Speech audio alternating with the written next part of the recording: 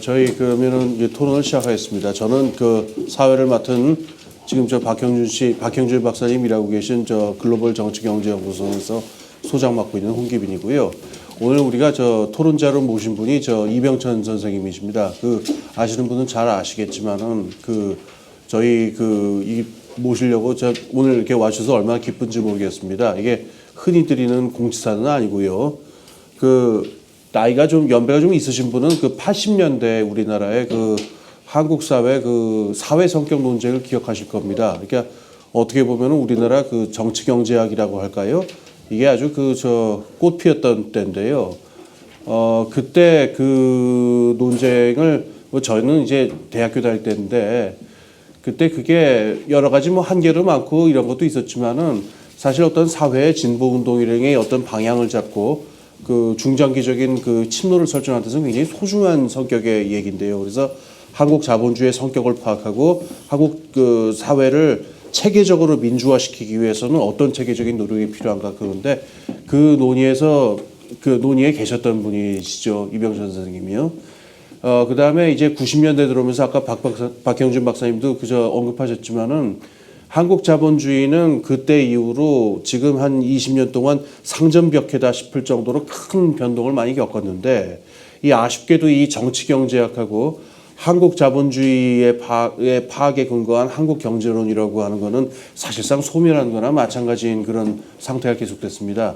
근데 이제 우리 이병천 선생님께서는 그때 이후로 쭉 그 논의를 갖다가 유지하고 이 정치경제학적인 관점, 제도경제학적인 관점에서 한국 자본주의와 민주화의 문제를 갖다가 파악하시느라고 계속 같은 자리에 한 자리 지키시면서 꾸준히 관찰을 하셨던 분입니다. 그래서 저희로서는 대선배님인데 그래서 그 선배님한테 오늘 저 이 박형준 박사님이나 저나 많은 말씀을 좀 따끔한 그 야단도 좀 듣고 또 뭐 격려를 해주시면 너무나 감사하게 들으면서 이 한국 자본주의에 대한 정치경제학적인 파악의 그 논의가 좀 다시 살아났으면 하는 그런 의도에서 저희가 참 이렇게 와주십사라고 말씀을 드렸고 와주셔서 너무 감사합니다. 저 그런 의미에서 하여튼 뭐 다시 한번 감사를 드리고요. 그러면 저 선생님 오늘 저 이 토론에서 선생님 말씀을 듣는 게 중요하니까 선생님께서 한 10분 정도 먼저 말씀을 해주시겠다고 하셨는데요. 뭐 좀 더 하셔도 됩니다. 그래서 일단 말씀을 듣고 그다음에 이제 박형준 박사께서 이제 대답을 하거나 하면서 또 더 많은 말씀을 해주시도록 하죠. 제가 이런 자리에서 또 이야기할 기회를 또 가지게 돼서 너무 감사드리고 또 기쁩니다. 이 시간에 이렇게 모여가지고 공부를 이렇게 열심히 할 줄이라고는 전혀 몰랐는데 아주 희한한 공간이 제가 잘 못 와봐가지고 상당히 감격스럽네요.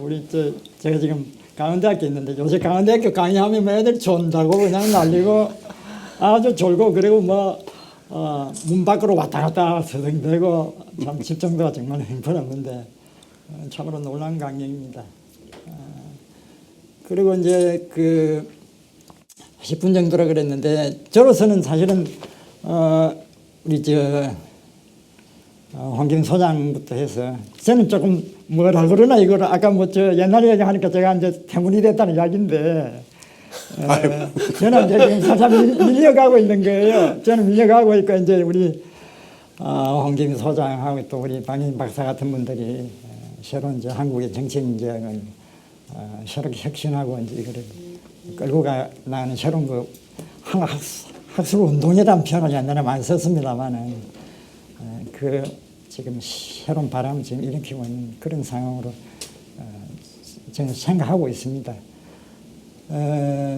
조금만 앞에 이제 일반 이야기 조금 하고 제가 이야기를 하려고 그러는데. 요즘 한 근래 그 한국의 진보경제학 상을 보면 이제 우리 뭐 홍 소장은 이제 소멸해서는 사면했다시피 했다 이런 말씀하셨는데 한쪽으로 이제 뭐 여기 오마이뉴스 여기 강좌도 있죠. 자본론 강의. 자본론을 강의하고 또 자본론을 새롭게 또 번역하고 그렇죠? 독일판을 그냥 번역해가지고 다시 또 자본론을 읽어야 되고 또 자본론이 뭔가가 역시 우리한테 진보의 어떤 세계 정치경제 학과 정치경제의 새로운 길을 열어준다. 이렇게 또 한 흐름이 있는 것 같아요. 그런 한 흐름이 있는가 하면은 자본론 이후에 내지는 자본론을 넘어서는 새로운 진보 경제의 길을 이제 열려고 하는 저는 이 상황이 거의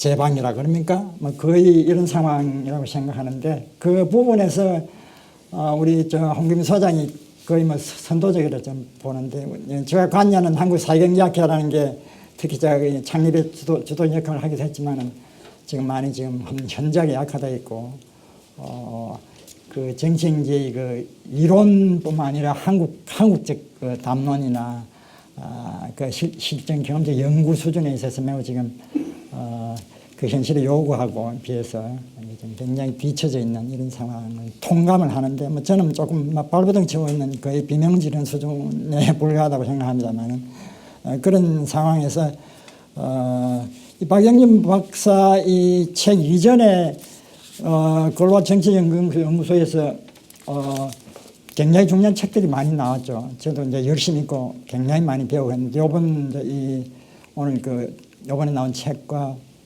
오늘 덧발제도 그 연장에 있는 매우 참신한 이런 그리고 아주 뭐라 그럴까 아까 도발적인 표현을 썼었는데 뭐 좋은 말로 슈페타적인 창조적 파괴의 그 새로 샤바람이 다시 일어나는 이런 걸 생각하는데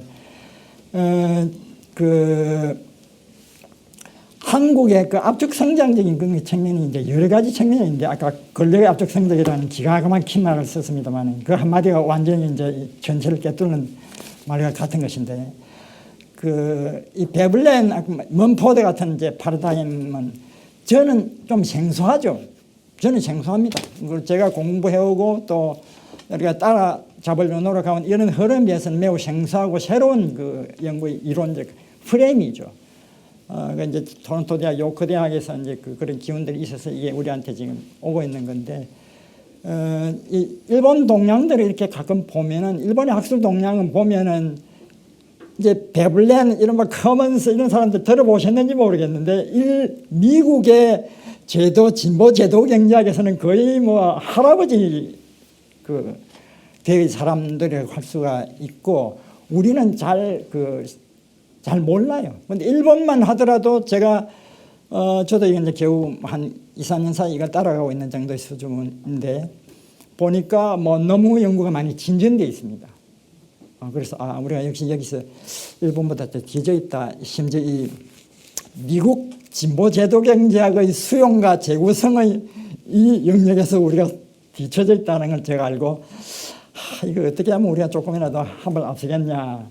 수용뿐만 아니라 이것을 어쨌든 간에 뭔가 제가 쓰는 표현을 빌리면 제가 그 이야기를 많이 합니다만 어떻게 한국적 판잣집을 새롭게 지을 것인가. 남의 고대강실을 담는 것이 아니라 이게 지금 내가 같이 이야기할 때도 그 이야기를 합니다만 그래서 거기서 상당히 제가 또 참 우리 많이 멀었구나. 근데 이 상황에서 박영준 박사의 연구는 이거를 압축적으로 뛰어넘을 수 있는 문제작을 낸 것 같다 해서 매우 또 즐겁고 또 저도 흥미있게 이제 읽었는데 제의 토론은 토론자로서 아주 적합한 토론은 아니에요. 왜냐하면 제가 이 분야에 집중적으로 파고든 사람은 아니니까 아마 박영준 박사의 적절한 토론자면 자본론의 연구자라든가 마르크스 경제학에 이걸 물어들어진 이런 사람이라든가 아니면 진보 제도 경제학을 그야말로 필생으로 밀고 간 사람들이 하면 토론하면 훨씬 멋있는 토론이 될 건데 저는 뭐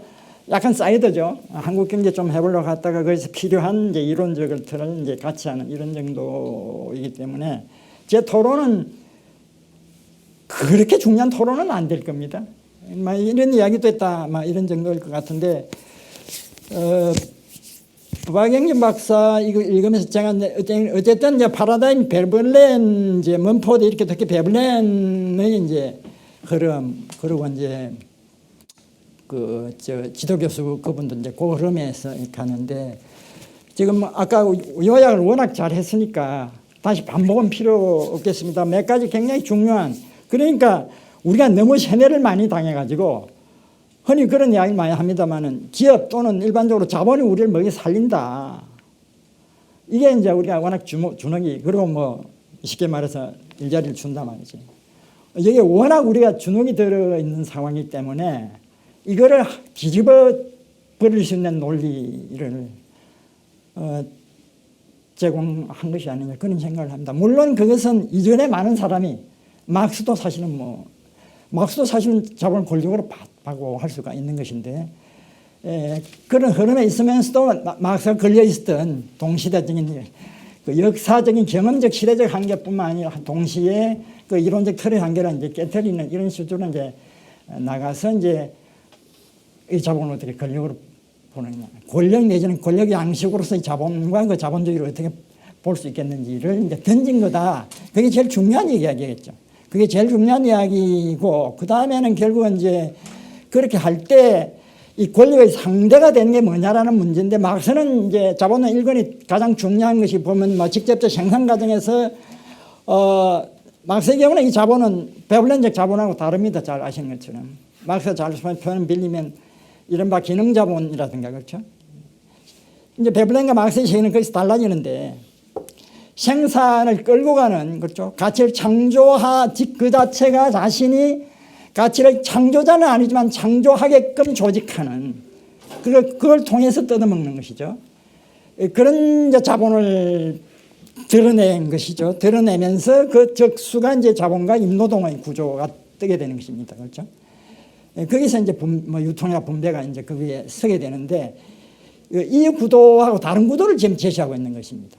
철저히 권력의 논리로서 자본을 볼 뿐만 아니라 이 권력의 적수가 임노동을 더 넘어서서 공동체라고 하는, 아까 누차로 이야기했지만 이 자본은 일반의 틀뿐만 아니라 한국 자본주의를 설명할 때도 늘 그 이야기를 했지만 그렇죠.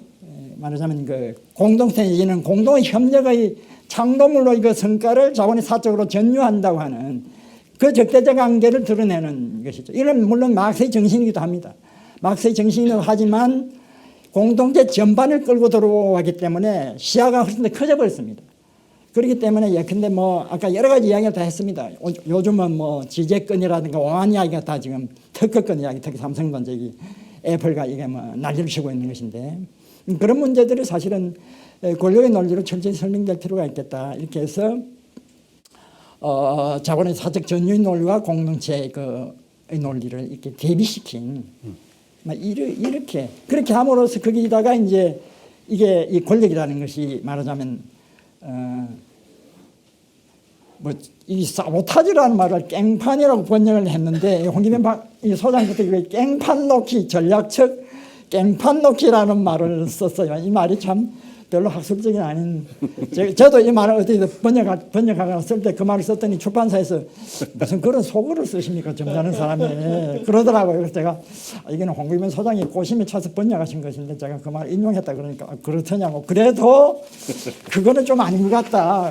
차라리 사보타지가 낫다 뭐 그러시던데 어쨌든 그런 이 사보타지 능력을 가진 그거는 이제 실천하는 이런 거죠. 이 권력의 생기라는 게 그걸 보여주는 이런 것 같습니다. 이거는 매우 그러니까 말하자면은 자본이 우리를 먹여 살린다는 거하고 매우 다른 것 지금 그 지점과 그 세계를 지금 보여주는 것이기 때문에 우리한테 힘을 주는 것이죠.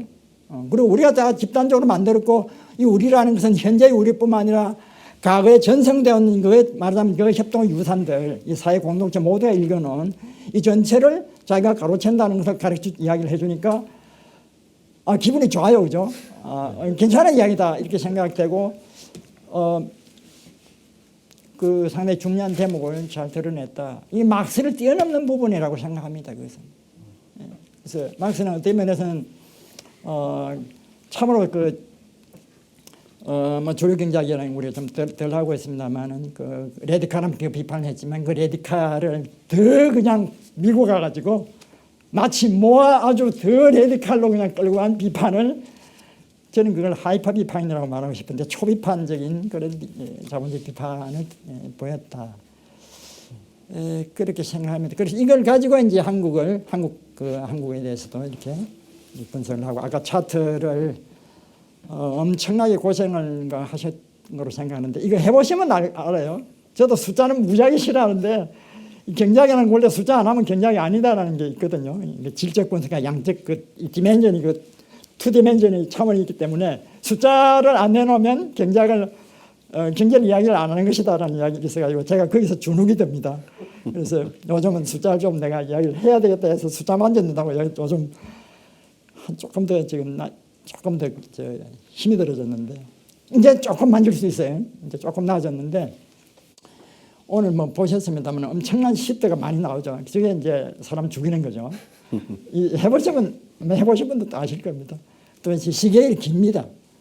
시계일 매우 길죠. 그리고 그걸 이제 뭐냐면 그냥 이렇더라가 아니라 이론적 프레임에다가 맞춰가지고 이거 설명하려고 하는 거니까 저게 딱 맞아 떨어지면 기가 막힌 이야기죠. 기가 막힌 이야기죠. 그래서 이제 특히 이제 아까 그 여러 가지 이야기를 했습니다만은 특히 97년 체제라는 저는 표현을 씁니다만 외환 위기와 그렇죠. 구조조정 이후에 한국 사회의 그 격변을 이야기할 때 그 이야기를 하는데 이제 통상 그 두 개의 담론이 한참 그 공론장을 주도하였다. 그래서 이제 일단 사람 이름이 거명하는 건 별로 안 좋죠. 어쨌든 그러나 어쨌든 하지은 한국은 지금 전민적 그 중상주의 특권 체제이기 때문에 이것을 어떻게 정상적 내지는 그 근대화시킬 수 있겠느냐. 이게 초점이 가 있는 그런 하는 생각이 있는 것 같고, 그리고 그걸 위해서는 뭡니까? 외국 자본이 그렇죠. 외국 자본이 재벌에서도 이른바 규율 효과를 행사할 수 있는 것이죠. 그래서 전선이 거기서 거집니다. 그게 하나의 생각인 것 같고, 다른 하나는 전혀 그게 아니고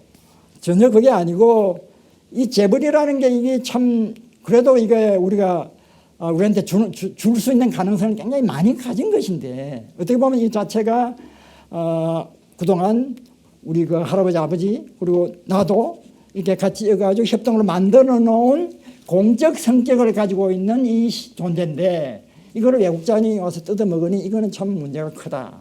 그래서 어떻게 하면은 외국 자본을 좀 걷어내고 이걸 통제해서 노동과 재벌이 예를 들어서 그죠? 좀 협력해서 모양을 새롭게 만들어 갈 수 있는 이런 생각이 하나 있는 거죠. 이런 생각이 있는데 이제 그거를 갖다가 둘 다 이제 좀 핀트가 안 맞다 이렇게 이제 박인 박사 이야기는 소위 그거는 저는 공생태제다. 공생태제다. 제 태제 제 이야기이기도 합니다만은 제 이야기보다 박영기 박사는 훨씬 더 이론적이고 또 탄탄한 틀 위에서 이거를 그렇게 해석하는 이렇게 된 것 같습니다. 제가 이해하는 것은 막 그런 정도인 아닐까 싶은데 엄청나게 많은 이야기를 제가 조금 난폭하게 말씀을 드린 건데 이제 제가 이제 시간이 다 됐죠. 아니 뭐 선생님 말씀하셔도 됩니다. 이제 제가 이제 그래도 한두 마디는 이제 좀 또 그걸 해야 여기 온 또 구실을 하는 거니까 여기까지만 이제 주례사가 되니까 여기까지는 주례사가 되니까 제가 이제 한두 마디를 해야 되는 거죠. 이 첫째는 저는 그런 생각이 좀 있어요. 제가 아까 이제 판잣집 이야기를 했는데 뭐 판잣집이 썩 좋은 건 아니지만 특히 후발국일 때 우리는 막 그냥 모방이거든. 모방 수용 뭐 이거 급급한 거거든요.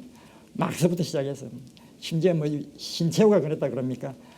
한국에 스탈린이 들어오면 스탈린보다 더 스탈린주의적이 된다는 이야기를 했다는 건데, 이 죽이 되든 밥이 되든 어쨌든 간에 직수입은 곤란하다라는 생각이 나한테 있어요. 그래서 그대로 아무리 좋은 거라도 뭔가 좀 손을 봐서 우리 걸 해야 된다라는 생각이 저한테 있습니다. 그래서 그거는 이제 큰 거는 뭐 그런 하나 생각을 가지고 좀 생각을 해보자는 이야기고, 다른 하나는 이제 박영기 박사 글을 읽어보면 성생에 대한 비판이 별로 없어가지고 너무 충실한 제자는 좀 성생이 별로 좋아하지 않아요. 그래서 그런 부분도 좀 있었어요. 이제 좀 제가 그래서 베블렌 아까 이제 그 이야기를 했는데 베블렌의 고유한 문제가 이제 그 지금 박영기 박사 이 스토리 그 책과의 발제도 있다 이런 생각하는데, 제가 이제 이런 거를 볼 때는 제가 뭐 이론이 좀 부족해서 그럴 수도 있는데 그렇게 기가 막힌 이론을 만들어 가지고 그래 한국을 설명을 네가 해봐라. 그 이론으로 한국에 뭘 설명을 하는지 그걸 먼저 보면은 좀 기분이 나아져요. 그래가지고 다시 이론으로 또 가보는 거죠. 이 피드백을 해보면 좀 괜찮아요.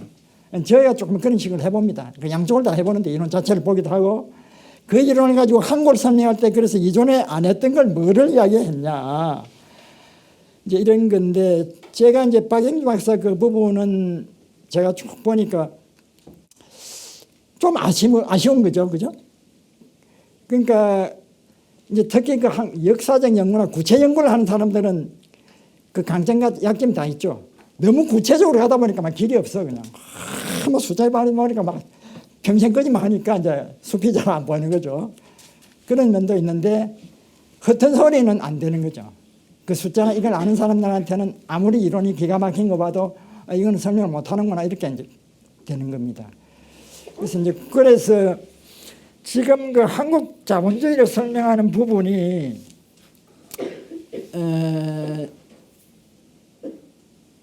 뭐라고 해야 될지 모르겠는데요. 우리가 지금까지 해왔던 연구와 지금 그리고 벌어지고 있는 여러 가지 실证 연구의 과제와 이런 어떤 그의 지점들이 있거든요. 우리가 여기서 이 연구가 안 돼 있고 돼 있고 하는 이 부분들이 있는데 그 부분을 탁 친 것 같지는 않다는 생각이에요. 큰 이야기예요, 그냥. 그래서 그 부분이 이제 예를 들어서 이론 문제이기도 하고 그런 건데 도대체가 이 재벌이 뭐냐라는 문제가 있습니다. 재벌과 삼성이라는 거, 그렇죠? 삼성. 그리고 이 삼성전자라는 게 뭐냐라는 거를 설명을 해야 되는데, 아까 이제 축적 체제로 축적의 양식 이야기를 했는데, 이거의 그 내용과 이 성격과 이 동학이라는 게 뭐냐라는 걸 설명을 해야 되는데, 제가 그걸 하려고 지금 뭐 몇 년간 난리를 치고 있습니다만은, 그 박영준 박사가 한 거를 제시하는 걸 보면은, 물론 뭐 있습니다. 노동자 이야기도 나오고 있어요. 거시정책에 뭐 환율 이야기도 하지만은 그 박영준 박사의 하드코어 이론을 밀고 가는 연장선상에서 한국 경제가 주로 이제 그 아까 이윤 뭐 목순 이야기도 하기도 하고 또 했는데 배당의 개혁, 소위 그 뭡니까 지배적 자본의 차등화 축적을 이야기할 때 배당의 목 이런 것들이 많이 뜬단 말이죠. 장기 출시화 쪽 이야기할 때. 근데 그거는 한국 경제를 설명할 때는 일부분이긴 하지만은 굉장히 약한 부분이 있죠. 왜냐하면은 제가 지금 삼성전자도 12월에 토론하기 때문에 이전에 좀 봤지만 다시 그 미세자료를 지금 제가 한다고 만지기 위해서 지금 난리를 치고 있고 제 머리는 지금 현재는 그거밖에 지금 없는데요. 거의. 삼성전자 아까 그 프린터 다 나눠준 게 그거 이제 찾다가 하나 만들어낸 펀드 그 표로 제가 지금 만들고 있습니다. 근데 삼성이라고 하는 것이 우리나라 삼성전자가 우리나라 여러 기업 중에서는 그래 배당 성향이 좀 높은 겁니다. 좀 핀에 속아요. 그러나 그 배당 성향은 보통 단기 순이익에서 배당을 이야기하는 건데요. 그 배당 성향도 기본 형태는 현금을 지급하는 것은 약합니다.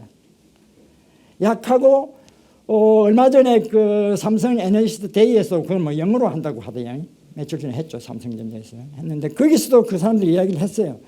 그 토탈 쉐어홀더 밸류라는 것이 그 자본의 그 주가 상승이죠. 배당 현금 지급 그 자체보다 더 그 중요한 부분이 주가가 오르는 것입니다. 그 주가 차익이 이른바 그 캐피탈 게인이라고 하죠. 그게 굉장히 그것도 중식이죠. 그래서 그걸 가능케 하려면은 뭔가 주가를 띄워야 됩니다. 그죠? 주가를 띄우는 온갖 거시정책의 장치들이 다 있습니다. 그죠? 이거 다 같이 해명을 해야 되지만 그와 동시에 이른바 기업 가치를 키워야 됩니다. 기업 가치를 키워야 된다는 건 단순히 금융적 영역이 아니고 생산의 실적을 왜 난리 있잖아요. 여기는 투자가 또 나와야 됩니다. 설비 투자뿐만 아니라 연구 개발의 투자 같은 게 이제 삼성전자의 엄청난 엔진이거든요. 그거 흐름들이 어떻게 갔는지 그렇죠. 거기서 뭐 애플하고의 관계는 어떠며 애플의 관계 이야기가 많잖아요. 특허금 분야뿐만 아니라 애플이 삼성은 어느 정도 주는가 하면 그 신문에 많이 나옵니다. 보면은 거기서 이제 이른바 글로벌 가치 체인이라고 하는 거. 그 체인이 있죠. 그 체인이 이제 글로벌 차원에서는 애플과 삼성이 있고 우리 내부에 들어오면 삼성 자체가 있고 그렇죠. 삼성 자체 생산과 삼성과 이른바 수직 계열화의 그 계열 기업들이 있고 또 뭡니까 협력사들 이 관계들이 생산의 네트워크이죠. 이거를 해명해야 됩니다. 여기가 저는 하드코어라 생각하는 거죠.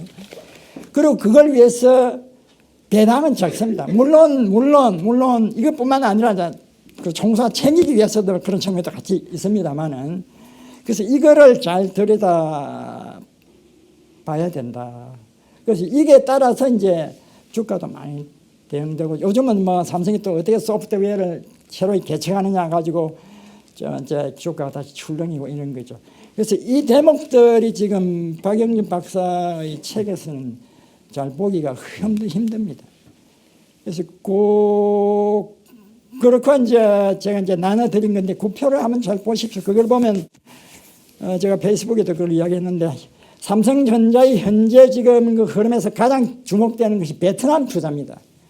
중국에서 다시 베트남에 지금, 여기 아까 표현 나왔지만 이른바 상점 벽해가 일어났다고 할 정도로 엄청난 투자가 이루어지고 있는데요. 그의 그 일인당 뭡니까? 하루 저 휴대폰 생산 연구 추이하고 나와죠. 국내 생산을 완전 확 압도하고 있습니다. 그러니까 거기서 이른바 말하자면은 그 초국적화의 그 현상의 현장입니다. 그러니까.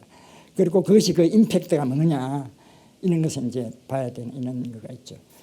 그래서 이제 그 대목이 한국 자본주의에서는 이야기할 대목이 아주 많다라는 이야기고, 제가 나름 드린 표를 가만히 보시면 그 자산과 영업이익과 이런 것을 또 보면은 그 국내 영업이익의 몫은 굉장히 높아요. 국내 영업이익의 굉장히 그 몫이, 매출은 해외 매출이 무지하게 높은데 국내 영업이익 현상이 많은 매우 흥미로운 현상들을 목격을 할 수가 있는데, 이거 다 설명이 필요한 그런 거죠.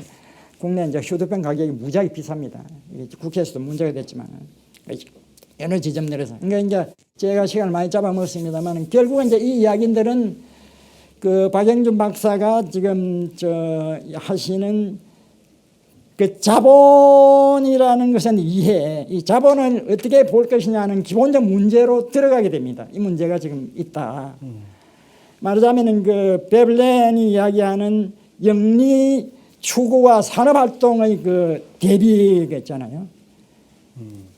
그래서 이 영리 추구 산업활동의 자본이라는 것은 산업의 조직자가 아니다. 흔히 많이 쓰는 그 캡틴, 인더스트리얼 캡틴이라는 표현을 영어하는 사람 많이 쓰죠. 자본 자체가, 막스도 그런 측면을 가지고 있습니다. 자본을 읽으면 하더라도 자본이라는 게 기능자본가로서, 자본의 범주로서는 뭐 자본, 그 인적 그거로는 기능자본가로서 활동하는 그런 식으로 그려놨거든요. 이거를 베벌렌의 세계에서는 그냥 제동을 거는 것만 이렇게 제동을 걸고 뜯어먹는 것으로만 보니까, 비판은 초비판이 돼서 엄청나게 그 시원한데, 자본의 세계 자체를 좀 단순화시켰다 이런 생각이 드는 거예요. 그러니까 말하자면 잘 아시죠? 막사 그려놓은 이게 참 문제인데, 뭐 김생 교수 같은 사람은 이거 가지고 하나씩 강의를 하겠지만은, MCM 하는 이게 자본의 그 순환 도시겠죠. 마니 캐피탈이겠죠. 화폐 자본, 상품 자본 그렇죠. MPLP라는 거죠. 생산 수단과 노동력. 이 생산 수단 시다시고 그렇죠. 이게 이제 자본의 순환도기 대표적인 거잖아요. 이게 자본, 베벌렌의 세계에서 자본은 지금 이거는 아니다라고 보는 것 같다는 거예요.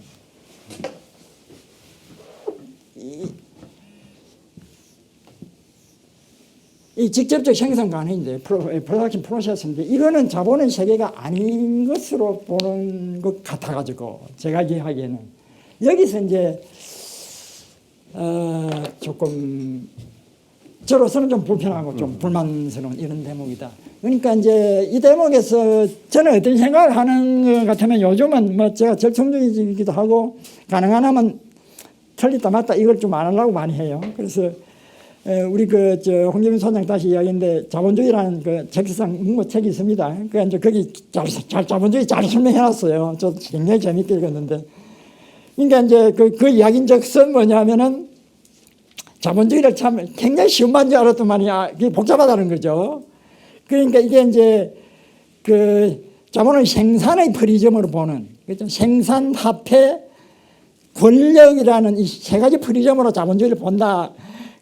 그런 결합체로 보는데, 이제 홍 소장 결론적선 이걸 어떻게 이 결합체 내지는 복합적 전체를 자본의 구조와 그 동학의 복합적 전체를 어떻게 잘 파악하느냐가 과제다. 이제 이런 거고 좋은 이야기죠. 아주 좋은 이야기죠.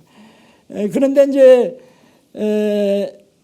그 선생 이름이 조나단 니찬. 니짠이라고 합니다. 니짠이 이거를 좀 한 거 아니냐 이런 식의 운을 띄는 것 같아서 이제 제가 그걸 했을까 이제 제 이야기는 뭐 그런 거죠.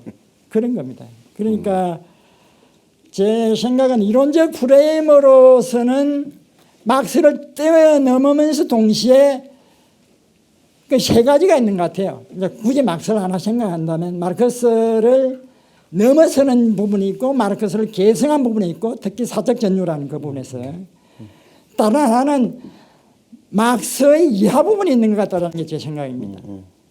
왜냐하면 이 생산의 체제가 이거를 갖다가 그 자본의 세계로 끌어가지 않고 이건 자체는 너무 신성화시키는. 그러니까 산업활동은 고귀한 이 협동은 이거로 되는 건데 자본이 여기 와서 뜯어먹는다. 이거 사보타지 이렇게 보니까 이거는 굉장히 고귀하게 보는 이 자본의 세계가 아닙니다. 근데 이거는 막스뿐만 아니라 막스적 흐름을 연장시키는 뭐 최근에 제가 많이 읽는 거는 막스의 홍과학을 제가 워낙 싫어하기 때문에 자본론의 홍과학을 넘어서는 중요한 연구는 데이비드 하비의 연구입니다. 제가 보는 한에서는 그 하비의 이야기를 읽어보면 이 니찬식으로 안 갑니다. 생산의 영역을 밀고 가되 막스에 있는 공간의 문제, 이른바 그 데이비드 하비에서 중요한 게 공간적 픽스라는 스페셜 픽스라는 말인데요. 자본의 논리와 그 모습은 어떻게 공간 속에서 공간은 여러 지점이 있는데요. 픽스라는 말은 해법이나 돌파라는 의미를 갖습니다. 이 공간을 지배하는 방식을 통해서 이걸 하느냐, 그것에 물론 생산과 이런 게 다 들어갑니다. 그 이야기가 훨씬 저한테는 어필을 하죠. 물론 저는 하비한테 하비한테도 제가 불만이 많은 부분이 있습니다만, 그래서 그 대목이 좀 아쉽다. 그런데 이제 어쨌든 제 이야기는 이런 이야기입니다. 그러니까 그 이론들 간의 경합이라는 것은 하나가 하나를 이기는 게임이 아니다라는 게 제 생각이에요. 이게 제가 나이를 약간 먹어서 그래야 되는 건데, 어떤 거는 이거를 설명한다. 어떤 거는 이걸 설명하고, 막스는 이걸 설명하고, 근데 어디에 걸려가지고 이건 안 되고, 리덴던 대전 거죠. 막스 패러다임은 이 부분은 타락된 거죠. 근데 새로운 이론이 나왔는데, 이거는 근데 이제 박영 박사 하는 이런 연구는 제가 보기에는 설명하는 게 있습니다. 이건 엄청나게 중요한 대목을 설명하죠. 그래서 그게 기여가 안 되겠느냐. 안 그러면 박영 박사 10년이 너무 아깝잖아요. 그러니까 그 대목을 조금 같이 좀 보면서 제 이야기가 너무 길어져가지고. 네, 아닙니다. 죄송합니다. 그런 정도의 이야기입니다. 말씀 감사합니다. 뭐 앞부분에 그 주대사 말씀은 제가 뭐 다시 요약할 필요는 없을 것 같고 그냥 박형준 박사가 잘 간직해서 챙겨놓으면 될 것 같고요. 지금 굉장히 중요한 지적, 그러니까 이론적인 지적인 동시에 또 이 삼성 문제랑 관련해서 삼성이 한국에서 생산을 구체적으로 어떻게 진행하고 있느냐, 그걸 통해서 사회적 관계를 어떻게 만들어나, 저는 막스적인 측면이라고 말씀하셨는데 박형준 박사님이 아마 하실 말씀이 있을 것 같아요. 이게 좀 들어보도록 하죠. 예.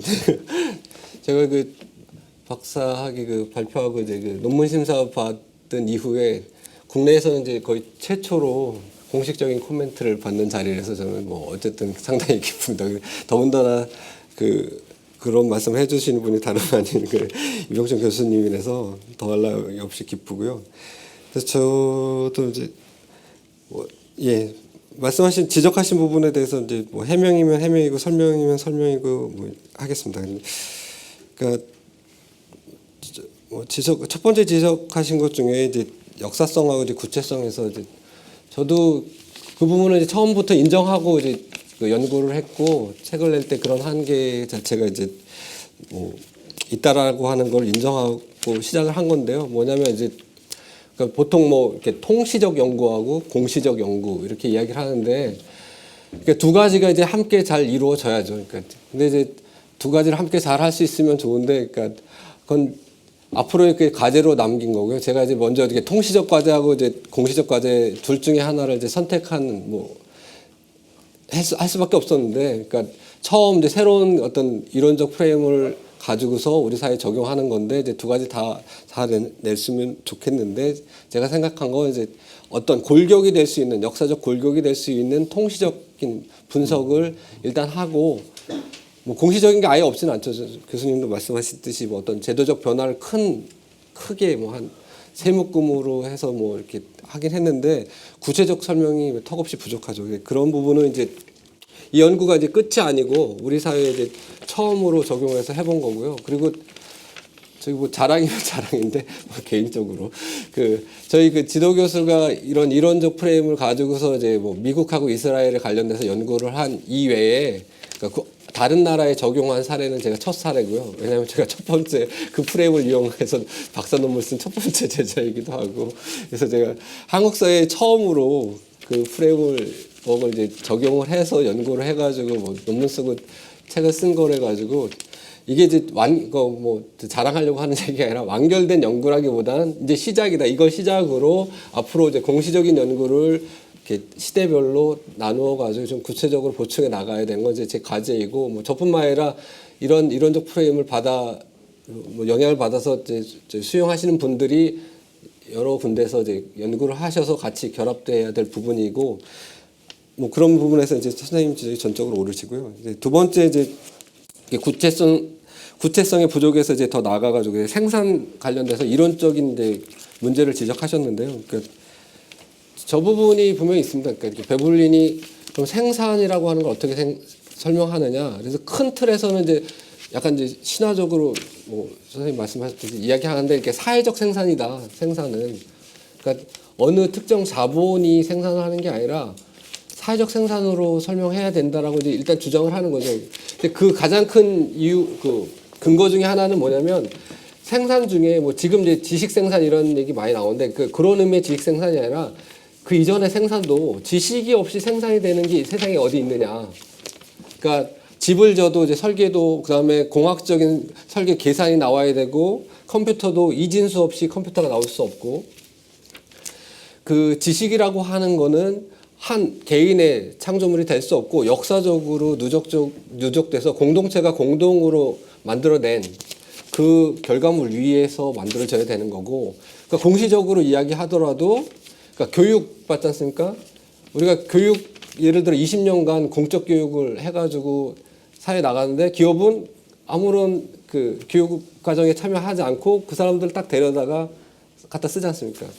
그러니까 이런 여러 가지, 그다음에 그 인프라를 생각해도 그렇죠. 그러니까 삼성전자가 사막에 그 반도체 공장을 딱 지어놓는다는 걸 상상할 수 있을까요? 없죠. 그러니까 거기에는 도로도 들어가야 되고, 반도체 생산하려면은 전기도 튀어야 되고, 그러니까 물도 들어가야 되고, 그러니까 사회적인 인프라가 있어야지만 삼성의 반도체 공장이 지어질 수 있는 것처럼, 그러니까 사회적인 어떤 생산의 인프라가 존재할 때만 한 기업의 생산이 가능하게 되는 거죠. 그러니까 그런 의미에서 이제 베블린이 생산을 설명하지 않은 건 아니고, 사회적 차원에서의 인프라 위에서 생산이 이루어진다라고 하는 걸 이야기한 거고요.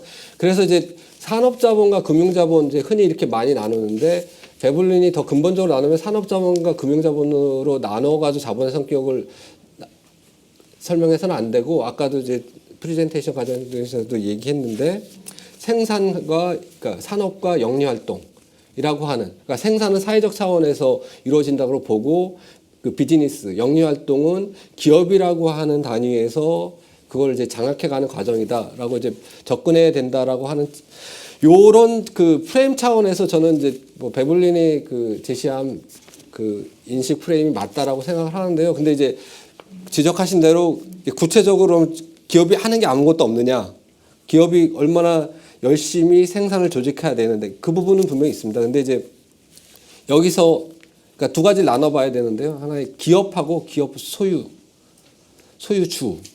그래서 이제 베블린이 말한 거는 이제 부재 소유주를 이야기한 건데요. 그러니까 그 베블린이 말한 그 당시에 이제 아까도 프레젠테이션을 지나가면서 말씀드렸는데 기업이 출현했다라고. 기업이라고 하는 게 서구 자본주의에서 자본가들이 어떤 사회를 지배하는 조직으로서 이제 안착이 되는, 그러니까 2000년대, 그러니까 1900년대 초반에 그런 현상이 일어나가지고 버렌 민즈라고 하는 뭐 사람뿐만 아니라 몇몇 유명한 학자들이 이제 그 소유와 경영의 분리 뭐 이런 걸 한참 이제 이야기하고 그럴 때가 이제 1900년대 이제 초에 이제 되는데요.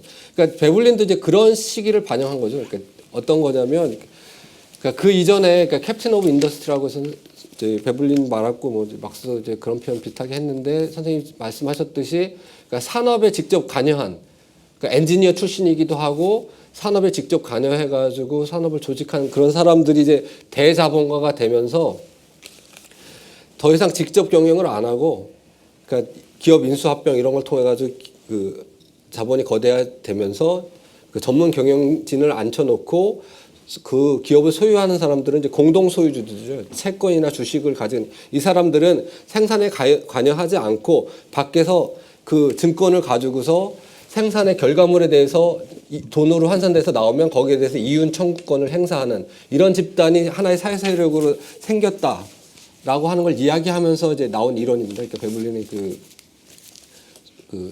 비즈니스 인더스트리, 그러니까 경영과 산업과 경영의 분리, 그러니까 영리 활동의 분리라고 하는 이런 프레임의 적용은. 근데 이런 그 자본가라고 하는 그 집단 차원에서 보면 이 말이 틀리지 않죠. 근데 이제 기업, 그럼 그 생산을 갖다 장악하고 있는 그 기업 차원에서 보면 그 자본가가 아니라 이제 경영자가 있고 물론 수많은 엔지니어들이 있고 인텔리겐차라고 할 수 있는 각 분야별 전문가들, 고급 교육을 받은 사람들도 있고 그 밑에 이제 그 생산직 노동자들을 관리하는 사무직 노동자들이 있고 그 밑에 이제 생산직 노동자들이 있고 또 하청에 이런 집단군을 형성하는 위계 질서를 가지고 있는 이제 기업군이 형성되고 자본이라고 하는 게 이제 사회 통제하는 어떤 양식이 만들어지는데요.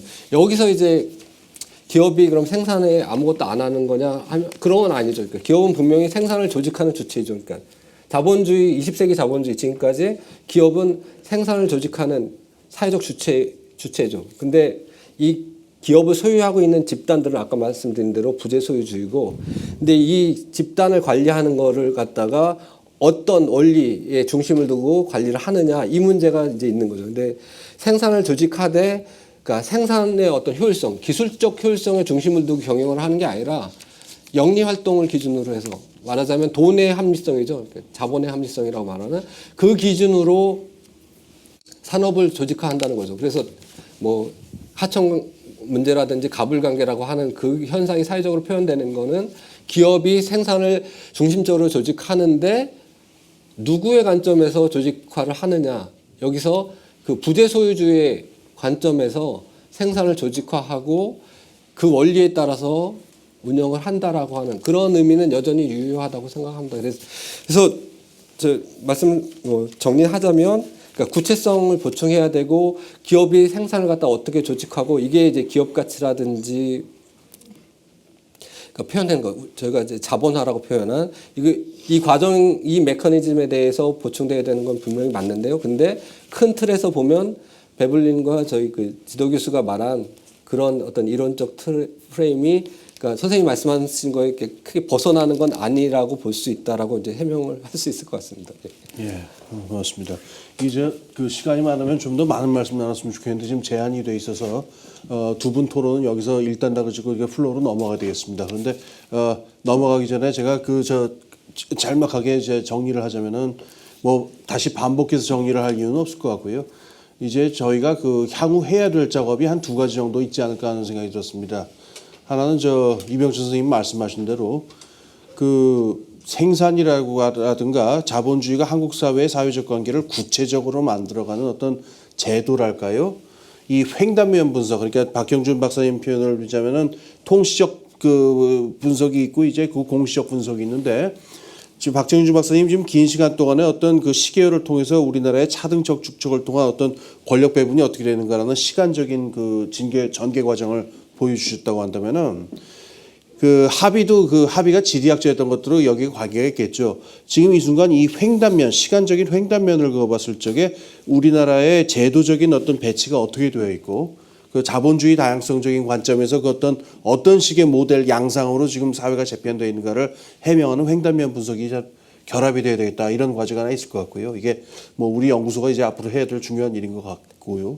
두 번째로는 제가 아까 선생님 그 논평하실 때 제가 참 그 재밌게 들은 점인데 막스의 경우에서는 그 재립구도가 공장 안에서 자본과 임노동 간의 대립 관계와 그 갈등으로서 나타나는데 지금 선생님께서 이 논평하신 이 베블린의 틀이라든가 이거는 자본하고 이 한편이고 다른 한편이 공동체 전체와의 갈등으로 이렇게 나타나는 면이 있는데 우리가 이제 향후에 어떤 그 사회 민주주의적이라고 할까요? 어떤 그 민주적인 자본주의의 형태로 자본주의를 민주적으로 통제하고 이제 관할해 나가는 그 사회 민주적인 질서를 만들어 나갈 그것을 위한 정치 경제학을 구성을 할 때는 지금 말씀하신 그 대립구도 그러니까 자본 대 사회 전체 공동체 간의 대립구도로서 파악하는 이게 상당한 유의미성을 갖지 않을까. 그래서 여기에 근거해서 어떤 사회민주주의적인 정치경제학이랄까 이런 걸 구성할 수 있지 않을까. 이게 또 제가 아무튼 들었던 생각입니다. 제 뭐 어설픈 제 제안은 뭐 이 정도 하고요. 플로어에 계신 분들도 아마 저 질문하시고 싶은 게 있을 것 같은데 손을 들고 말씀해 주시죠. 시간이 없어서 많이 받을 수는 없을 것 같습니다. 특히 브로델 같은 경우에는 물질문명과 시장과 자본주의라는 걸 우리가 시장 경제라고 흔히 얘기를 하는데 그것과 다른 그러니까 권력 특히 뭐 국가나 이런 권력을 통한 독점으로 과대 이윤을 창출하는 뭐 그런 그걸 그 책을 봐가지고 그 책을 보는 데는 공감은 많이 됐어요. 근데 그러니까 이병철 교수님 그 질문하신 그 말씀하신 것도 같이 생각을 했는데 그러니까 질문을 드리는데 그러니까 베블렌 같은 경우에는 그러니까 그 박형준 박사님께서 이 베블렌의 얘기가 나오는 그 과정에서는 소유와 경영의 분리라는 그 미국적인 그 바탕 그 시대적 바탕을 통해서 이 베블렌이 이런 얘기를 했다라고 말씀하셨는데 재벌 같은 경우에 한국 사회의 재벌 같은 경우에는 아직 소유와 경영이 제대로 분리가 되어 있지 않고 그다음에 그 경영의 측면에서 그 오너의 입김이라는 거나 이런 게 굉장히 강하잖아요. 근데 이거를 그러니까 어떻게 설명할 수 있을지에 대해서 좀 한계가 있지 않나 그런 생각이 들거든요. 그 앞에 뭐 워낙 이게 무게 있으신 분들이 계셔가지고 아니 제 몸무게 말고 선생님 학문적 무게가 있으신 분들이 있어서 여러분이 뭐 쉽게 질문을 못 하신 것 같은데 그럼 일단 대답을 하고 또 네 그렇게 할까요? 그러면은 그럼 간단하게 들어주시죠. 그 부분은 이제 맞죠. 그러니까 저희 그 우리나라의 재벌은 아직 소유와 경영의 분리가 이루어지지 않고 이것이가 경영에 뭘 하는지 모르겠지만 하여튼 출근 한번 해가지고 무게 잡고 어떤 사업 전반에 관해서 영향을 미치는 건 이제 사실입니다. 근데 이제 그 직접 뭐 영향을 미친다 그다음에 그러니까 뭐 이건희 아들이 뭐 상무 부회장 뭐 부사장 뭐 이런 식으로 올라가서 경영에 직접 관여하고 있고 다른 재벌들도 뭐 다 똑같이 2세 3세 경영을 하고 있는데 근데 이 부분이 이제 어떻게 이제 설명을 해야 될까? 그럼 베블린 뭐 권력자본론의 이 틀이 그럼 안 맞는 걸까 우리나라에는? 근데 그렇지는 않다고 생각합니다. 이제 뭐냐면 소유권이라고 하는 측면에서 보면 재벌이 그 뭐 예를 들어 삼성그룹 전체에 대해서 이제 이건희 일가가 그러니까 소유권, 그러니까 주식 소유하는 비중을 보면 뭐 1% 간 넘거든요. 1% 저는. 그래서 소유권 자체는 이미 이제 어떤 개인 기업의 차원에서 우리나라 재벌들을 이야기할 수 없는데 아까 말씀드린 것처럼 그러니까 외국 자본 그다음에 다른 뭐 기관 투자자들이 공동으로 소유하는 게 맞죠. 근데 이제 여기서 그러니까 반세기 동안 한 일가가 그걸 이제 쥐어잡고서 자기 사조직처럼 움직여 왔고 정부하고의 관계라든지 뭐 그러니까 정치 권력하고의 관계라든지 이런 것들을 갖다가 그 일가가 잘 터놓은 거잖아요. 관계 자체를. 그러니까 외국 자본이 그 서양의 기준을 보면 이걸 이제 용납하면 안 되죠. 그러니까 삼성전자 이제 50% 이상 주식을 가지고 있는데 근데 용납을 한다고요. 근데 왜 용납을 하냐? 자기들한테 이득이 되니까 용납을 하는 거죠. 그래서 서구나 뭐 우리나 그러니까 소유권의 분리, 그러니까 소유와 경영 분리의 중심은 이제 그 분리 자체가 중요한 게 아니라 분리됐어도 여전히 기업 조직 아까도 말씀드렸지만 기업 조직은 그 소유권 그 부재 소유자들의 관점에서 운영되고 있다라고 하는 게 이제 중요한 건데요. 그러니까 그 측면에서 이제 보면 다를 건 없고 단지 직접 경영에 이제 뛰어드느냐 안 뛰어드느냐 뭐 이런 문제인 것 같습니다. 그래서 설명을 할 수 없는 건 아닌 것 같고요. 그러니까 그 저는 이제 앞으로도 계속 그런 그 직접 경영이 가능할 건가 이것이 이제 얼마나 지속될 수 있을까 그게 더 궁금합니다, 사실. 예. 이를테면은 그 삼성의 경우에 이건희 씨 일가가 그 직접 경영에서 만약에 물러나는 경우에 전문 경영인을 그 앉히고서 일가는 그냥 부재 소유자 그룹으로서 이렇게 그런 경우가 과연 벌어질 수도 있다 이런 경우를 상정을 하시는 건가요? 그럴 것 같아 보이진 않지만 예. 그게 이제 그러니까 그들이 택할 수 없는 옵션은 아니라는 거죠. 그러니까 뭐 예를 들어 무슨 그 지금 그런 기미는 안 보이지만 대중적으로 예. 삼성이 그 삼성 일가 그러니까 그 재벌 일가가 그 사조직처럼 막 이러는 거에 대해서 국민적 반발이 굉장히 심해졌을 때 그들이 뭐 택할 수 있는 하나의 옵션일 수도 옵션이 있고 될 수 있다. 그랬다고 하더라도 크게 변할 건 없다는 겁니다. 그렇다. 예. 그러니까 그 재벌 그 일가가 지배하지 않는 그 대기업 집단도 많이 있거든요. 예를 들어 포스코도 그렇고, 그러니까 포스코 같은 경우에 이제 국가 소유였다가 그 97년 이후 이제 신자유가 진행되면서 이제 민영화되고 뭐 국민주 해가지고 다 이렇게 팔았는데 지금 다 뭐 어차피 기관 투자자들이 외국 자본 포함해서 소유하고 있고 그 경영하는 방식이라든지 뭐 축적 방식이라고 하는 게 일가의 소유이든 아니든 큰 차이가 안 나는 이런 걸 봐서 그 자체가 이제 그러니까 삼성 일가가 그러니까 재벌 일가가 계속 경영에 관여하고 그걸 좌지우지하고 있지만 그렇다고 그게 그렇지 않을 경우와 그럴 경우에 그렇게 크게 차이가 날까? 근데 이제 차이 나는 부분이 그런 거 있죠. 그러니까 그 2세, 3세들한테 이렇게 상속해 줄 때 좀 각종 편법을 써가지고 아니면 뭐 재벌 그 저기 동네 빵집까지 경영 장악하고 이런 데 있어서 지원해주는 어떤 방식의 뭐 차이가 있을 수는 있는데 그게 이제 그 앞으로 뭐 그 어떤 상황에 따라서 택할 수 있는 하나의 옵션일 수도 있다는 생각이 듭니다. 뭐 그 질문이 나오는 걸 좀 돕기 위해서 저는 한 말씀을 드리자면은 아까 두 분 말씀하실 때 저는 자꾸 머릿속에 그 경제민주화라는 말 우리 저 작년 대통령 선거 때 많이 나왔던 말인데요. 이 말이 이게 그냥 중소상인 좀 도와주고 이렇게 빵집 좀 도와준다고 될 문제가 아니겠구나라고 하는 그 암담한 생각이 들었습니다. 그러니까는 박형준 박사님께서 이렇게 서술하신 한국 자본주의 구조라고 하는 게 IMF를 거치면서 그 최고 정점의 어떤 초국적화된 어떤 재벌 일가와 재벌 그 그룹이 있고 이걸 통해서 철저하게 위계서열화되어 있는 그 권력 구조가 지금 형성이 되어 있다는 얘기인데 그렇다면 이 경제민주화라고 하는 게 이게 갈 길이 굉장히 멀고 해야 될 계제가 굉장히 광범위하고도 깊구나라고 하는 생각이 들었었어요. 그래서 뭐 거기에 대해서는 뭐 하실 말씀이 있어도 좋고 다른 분 또 생각나시는 분 뭐 질문하셔도 좋습니다. 경제민주화에 관련 부분일까요? 조금 더 들을 수 있겠네요. 예. 그 박영주 박사 연구 그 기호 중에 하나는 그 지금 이야기하신 그 대목인 것 같아요.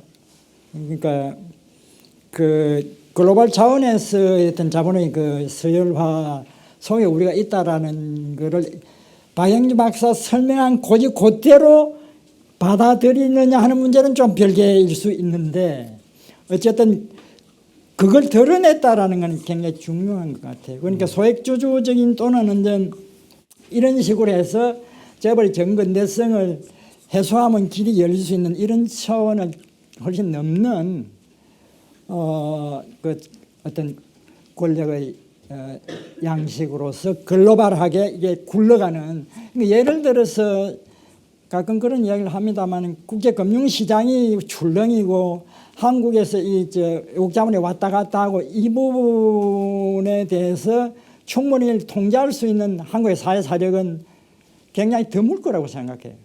그게 하나의 예인데요. 여기서 말하자면은 마음에 잘 안 든다고 할 때 우리가 이 부분에 대해서 어느 정도 그 소위 민주적으로 이걸 통제할 수 있는 자본 통제 이야기를 많이 합니다만은 이거는 굉장히 그 난제일 것이다. 그게 뭘 의미하느냐라는 그런 문제를 좀 잘 드러내 준 그런 대목이 있는 거죠. 그거는 좀 많이 생각을 하는 게 좋을 것 같습니다. 근데 지금 이제 저하고 이제 박영진 박사 그 토론에서 제일 이론적 쟁점은 이제 좀 디펜스 하신 그 대목인데 그 대목은 뭐 아주 좀 길게 갈 것 같아요. 박영진 박사가 지금 뭐 필색으로 만들어 놓은 걸 간단히 그게 아니군요. 이렇게는 이제 못 하는 거니까. 근데 문제는 이제 결국은 제가 이제 그 말씀드린 그 대목이 여전히 이제 문제로서 여전히 남는데 근데 이게 자본주의라는 게 아까 우리 홍수선 그 세 가지 측면을 이야기했지만 이게 하나의 차원만은 아니거든요. 근데 이제 마르크스가 잘 이야기한 것처럼 임금 노동자가 비소유자로서 분리되어 있는 그 부자유를 문제를 이야기를 하잖아요. 그 부자유하고 자본이라는 익명의 말 없는 어떤 권력체하고 지금 만나게 되는 이게 생산의 영역인데 꼭 공장을 생각 안 해도 좋은데 관으로 생산해도 좋아요. 근데 뭐 요즘 그 네거리 하자 같은 사람은 완전히 생활에서의 자본의 지배를 이야기하는 거지만은 근데 그 지점의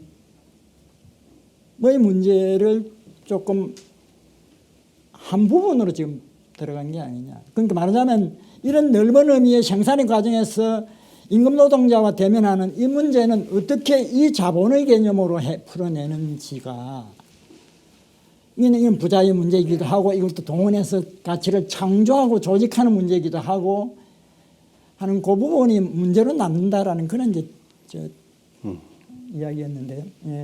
이거 질문하시라고 제가 도와드리는 겁니다. 하청업체들을 쥐어짜거나 그리고 나머지 부분에 있어 소비자들을 쥐어짜서 하는 데는 한계가 있을 것이다.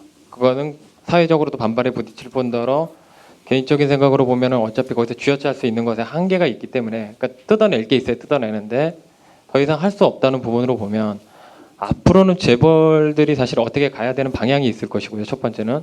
두 번째는 가야 된다고는 하지만 옳다고 해서 그 방향대로 가지는 않으니까요. 재벌들이 어떤 방향을 아무래도 선택하기 쉬울 것이다. 뭐 그런 걸 좀 궁금합니다. 예, 질문 감사하고요. 그래서 뭐 시간도 다 되고 그랬으니까 요 질문에 답변하시면서 오늘 뭐 여러 중요한 쟁점들 나오고 그랬는데 마무리 발언까지 같이 해주십시오. 근데 그런 얘기를 한 거는 뭐냐면요. 그러니까 자본 축적이라고 하는 게 이제 그 지배적 자본 주도로 이제 사회가 움직였다는 걸 이야기했지만 일방적으로 이루어지는 건 아니지 않습니까? 그러니까 여러 사회 세력들 간의 투쟁, 쟁투, 그다음에 그 역관계 속에서 이루어지는 것이기 때문에, 그러니까 계속 밀어붙일 경우에 뭐 그만큼 반발도 생길 수 있는 거고, 그렇기 때문에 이제 한 방향으로 계속 갈 수 없을 거다라고 이제 이렇게 이야기한 건데요. 근데 그래서 이제 그랬을 경우에 뭐 어떤 방식을 취할 것인가? 제가 이건희 같은 그 경영자가 아니라서 이제 잘 모르겠지만, 근데 지금 벌어지고 있는 현상들을 보면, 그러니까 우리나라에 투자 안 하고 해외에 투자 많이 하는 그 경향이 이제 어제 오늘의 일이 아니라 벌써 한 10년 이상 이렇게 지속된 일이고요. 그래서 현대도 그렇고 뭐 LG도 그렇고 삼성도 그렇고 해외 생산이 그 국내 생산하는 거 비중으로 거의 50% 이상 다 넘어서고 이렇거든요. 그래서 그러니까 우리나라에서의 그 어떤 직접적 생산 투자 이런 것들을 갖다가 줄이고 외국에 투자하고 아까 뭐 선생님 말씀하셨듯이 베트남 투자, 삼성이 베트남 투자에 주력하고 있다는 것처럼 그러니까 그 글로벌 생산 공장으로 떠오르는 곳으로 그러니까 뭐 중국에서 지금 뭐 베트남 그쪽 근처로 이제 많이 이동하고 있다는데 이런 식의 전략을 같이 취하지 않을까. 그리고 동시에 또 그 현대차도 그렇고 뭐 삼성도 그렇고 미국 그 말하자면 자본주의 심장부로 들어가가지고 생산하는 이런 것도 오히려 늘리는 그 역발상인지 뭔지 모르겠지만.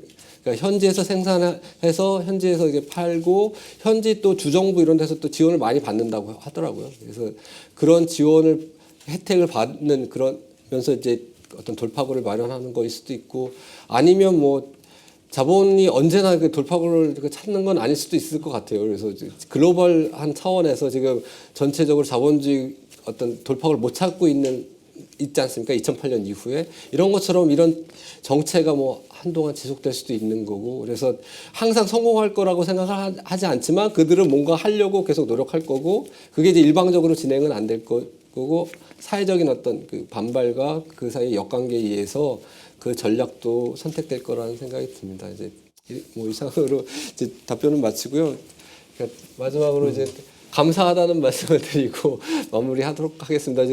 저는 오늘 이렇게 토론에 오면서 이렇게 많이 오실 줄도 모르고, 그래서 처음에 굉장히 긴장을 많이 했습니다. 예상외로 너무 많은 분들이 계셔가지고 긴장을 해서 이제 지루한 강연이었을 것 같은데 끝까지 잘 들어주시고, 예, 그냥 감사하다는 말씀으로 마무리하겠습니다.